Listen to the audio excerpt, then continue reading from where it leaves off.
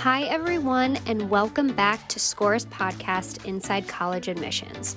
On today's episode, our strategic advisor, Peter Van Buskirk, is going to interview one of our high school counselors. Peter is the owner and founder of Best College Fit and brings over 25 years of experience to college admissions. He's also a contributor to Scoir's blog, so make sure you check out his work there too. Now over to Peter for today's conversation.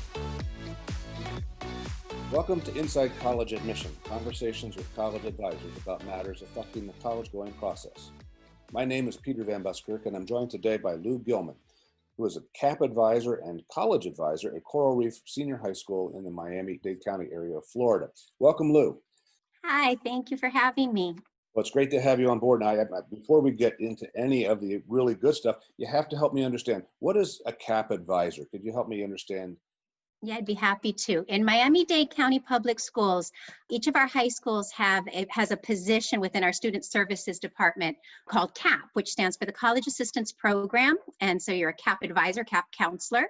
And it's been a program that has been in Miami-Dade County Public Schools for about 30 years to provide outreach and service and help and literally just everything a college lady does. That's what they call me at the school. So you're the go-to person then at Coral Reef with regard to anything college then, right? Correct. We do outreach as early as 9th grade with presentations, parent nights, college fairs, all kinds of stuff.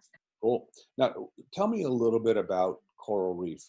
Give me a sense of the demographics of the high school that you're working with, the population and so on. Absolutely. Well, in the Miami area, of course, one of our greatest features down here in South Florida is our diversity, and I love it. I absolutely think it's the best thing about our area, and our school certainly reflects that. I have about a little over half of my population is on free and reduced lunch, but we are a magnet school. The students do apply to come into our school. We have 6 fabulous academies. We have a visual and performing arts academy that requires audition or portfolio, but all the other academies are based completely on Lotto. The students apply and, they have, like for engineering, they'd have to have Algebra 1, but other than that, once they meet all of that, it's a Lotto. So we serve, and happily so, every student that comes through the door via the Lotto. And so we do have everything. I have students who are interested in everything from the military, vocational, technical, lots of service academies, but we have a very strong college-going culture. I would say between 80 and 90% go 4-year. So, what happened to that college-going culture back in March when it seemed like things were going to erupt with a pandemic? And indeed they did. Can you kind of give us a quick sense of what life was like within the walls of Coral Reef at that time?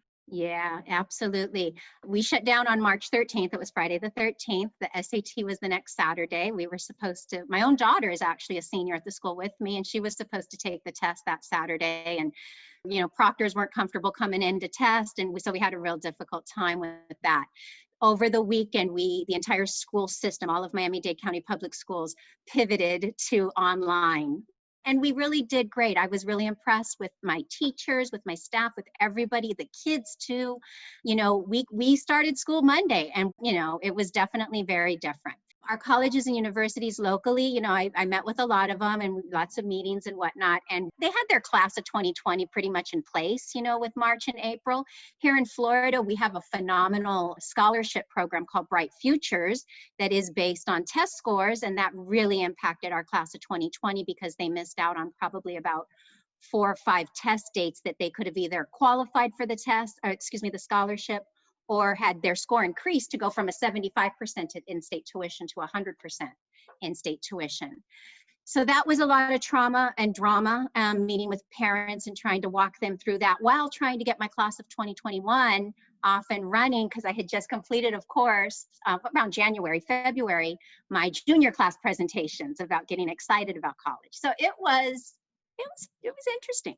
A challenging time, let's say. Challenging time, to say the least. Well, and I sense that you're here with a smile, so that you're surviving, and I would imagine your students are as well. What do you see now that the fall semester has started? What do you see as the big challenges for you and college-bound students as you try to get them on track? Seniors with applications, juniors with, let's get serious about preparing for the college application process. Yeah. Well, I really am just engulfed with my seniors right now. Mhm. I've had a few emails from juniors. I'm like, y'all gonna have to let me get past November 1st. Really, our biggest challenge down here is testing. The state of Florida is the only state whose public university system is still requiring test scores. And I've been working very closely with the directors of admissions at all 12 of our state universities and the college advisors throughout my county and the state since March, really, with what we could do for the class of 2020, but definitely through the summer and for our class of 2021. And the admissions folks have been phenomenal. It's a state law. It's not their decision. They have tried, they have petitioned, they have done everything in their power, but it is the mountain that we now face. And so we've worked with the admissions folks. Our district has done a phenomenal job once our numbers came down enough where we were able to start opening up more test centers to be able to test our students, to build that testing capacity, and then trying to notify and communicate that to our students and families, which is a big challenge. So our biggest challenge, I just say, is the testing component. So many of my students here in Miami and in Florida take advantage and do great with that scholarship and financially really helps them out. But having that component of still requiring the test scores is definitely a challenge.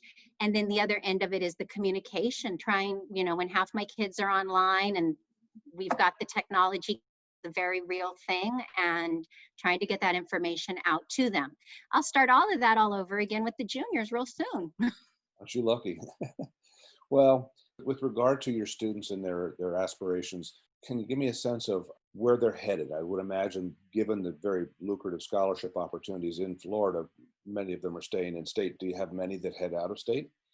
I do. At Coral Reef Senior, like I was saying, it is a very college cultured school, for lack of a better term. And one of our biggest academies is our IB International Baccalaureate Academy. And a lot of those, those students are I'm sitting here finishing up applications now to all the Ivies and the service academies as well. Very strong service component here in the Miami area too. And yes, a lot of them like to go out to the Northeast. The West Coast is a bit of a stretch, though I do have a few that like to venture out. I finished a few working on a couple with of the UCs out West. But yeah, they do. They definitely do look to go out of Florida and try and take advantage of that. And this year, from what I'm seeing of the applications coming in and what my students are looking for, is no different. So our fingers are crossed. Since this date last year, the number of test optional schools has grown by 60%. How have your students who are looking out of state, how have they received that? Is that something they see enthusiastically, or do they see it cynically?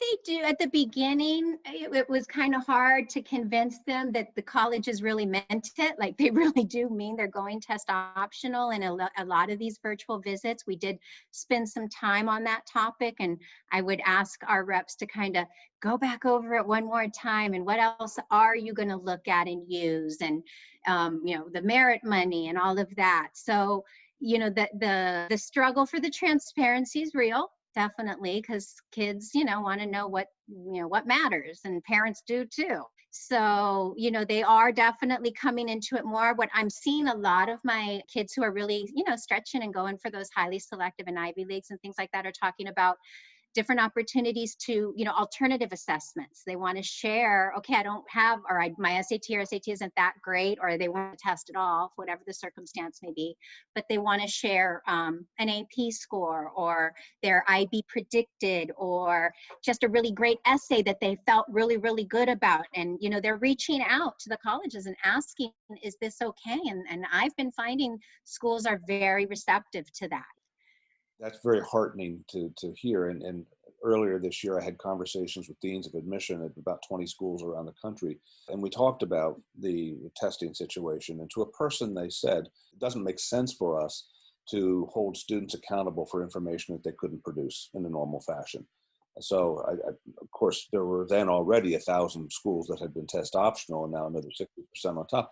So the thing that's interesting is colleges have known for a long time they can make good decisions about whom to admit without the test. So now many of them are venturing into the realm of how's this going to work logistically for us too. I think my own experience as a dean of admission told me that the test option was really a delightful thing to have at my disposal to look at kids and not numbers. A similar concern I would imagine many of your families have, they're probably worried about what are colleges going to think about the disruption that's taken place and in your students' learning experience from March until now? How are you and your colleagues addressing that disruption? How do you help to frame the response at Coral Reef to the colleges when students apply? Right. Well, as part of our school profile at the very beginning of the year, I sat down with my counselors and said, okay, we have to put something in here that explains what we did in March and what we're doing now, which we did. And we, really, we didn't go pass fail or anything like that. All the students received regular night grades just like they would. We did explain going, fully remote and opening remote with the option of coming back, given to the parents and families and things like that. Mm-hmm. Though our statewide testing for the graduation requirement here in Florida, we have, like many states, we have a graduation exam called the FSA, and it was canceled last year as the students didn't have to sit for that. But AP testing, as we all know, went forward. And so, we included that in there as well. I believe IB testing was also canceled. So we clarified that as much as we could on the profile. With my students and families, I explained that it's vital to share their story, and everybody's story is just as legitimate and important as everyone else's. And I pray and hope every day that there's never a story in there that has to do with health. And we know by the numbers, of course, there are. And that's something that definitely needs to be shared and addressed, but also the obstacles and limitations and restrictions about testing, what your plans were in the summer, in the spring and in the summer. Were you going to try to go visit? Did you have an internship lined up? And if you did have that internship lined up, what did you hope to get out of it? What was the thing that drew you to it? And to try and, work around the different questions and opportunities they had to share all of this information in the application, on the resumes, and of course on the Common App COVID question, but any other place where they could, in an interview, like, wherever else they could share that, yeah, this came and disrupted, but this is how I handled it, or this is what my family and I decided to do about it, or this is what we did. I'd like to go back to the admission process and touch on one other piece that I'm sure some of your kids are wrestling with around November 1, perhaps an early decision. Are you seeing any changes in attitude or approach to early decision this year in light of coronavirus? It's always been a little scary for them, that commitment with the finances and all of that stuff, and teaching them or working with them from their junior year about, net price calculators and understanding what it means and all of that. So, I have some. I'm sitting there signing off on early decision, online electronic signature thingies this week. But I see a lot. I really do see, I think, a little bit more head in early action. Mm-hmm. And just because they really don't want to harm or hurt their families anymore. And finances are a big problem for them. Mm-hmm. Well, and even before the pandemic, finances Oh, absolutely. were a real challenge. Absolutely. Yeah, it's interesting. Just the dynamics of early decision are pretty clear. Historically and statistically, they've given kids a better chance of getting into places, and that won't change this year at all. In fact, I think good colleges will probably push the early decision, but there are still a lot of contingent factors. I want to reflect a little bit more on the conversation we had about the students who may come into your office. They're college bound, but they have that bewildered look. Ms. Gilman, things are just kind of crazy in the world right now. I don't know where to start. I don't know which end is up. I don't know if I can do this. There's just that gray cloud that kind of hangs over them. How do you respond to that young person to help them move forward? Depends on the kid, obviously. That's always the classic line. But so many times it's just, okay, well, let's step all the way back here for a minute and let's see where are we? What can we control right now? What have you done? What haven't you done? Let's start with the basic building blocks of where we are and what we can and can't do. And sometimes that first time they come in might just be a big, long conversation about what's going on in their life and what, the realities of a lot of it might be. And then, of course, from there going into seeing the possibilities for testing. We'll get them, where they can at least feel like they got accomplished. They got, 2 or 3 baby steps towards, they still don't know what, and that's okay. And I tell them it's okay to not know what, Mm-hmm. but to know that you want to move forward and keep taking these steps. And we're going to figure out what and where later on. I give all this information, all these to-do lists and all of this. And then at the end of it, take a breath and trust that you're going to end up exactly where you're meant to be, wherever that might be, to take the next next step that we still don't know, but that's going to be where you were supposed to be to do that. And just getting them to buy into that and to believe that, and at the same time, do all the stuff I just told them to do. It's a lot for a kid sometimes. So sometimes you just got to give them baby steps, and work through it. I love what you're saying here about reminding them that this is a process. It's not some event they need to finish on a Saturday afternoon. After a football game, always, too. You're really going to knock it out then, aren't you? There are no distractions at all. Well, Lou, this has been wonderful. I've enjoyed the opportunity to hear what you and your colleagues are doing at Coral Reef High School. Kids are really lucky to have you, and I wish you the very best as you head into the cauldron, if you will, of this academic year. There are certainly going to be a lot of new surprises that perhaps we couldn't have anticipated coming up because of pandemic and otherwise. But, it sounds like your kids are in really good shape. I'm glad we were able to have the conversation because I think there are a lot of other students and families outside of your area that will benefit from the perspective that you've shared. So thank you so much. And for those who are listening, I trust that you've been able to take some nuggets of advice out of this conversation that will help you with your college planning process as well. Thank you again, Lou. Best wishes to everybody. Have a great day and be safe. Thank you. It's been a joy. Take care.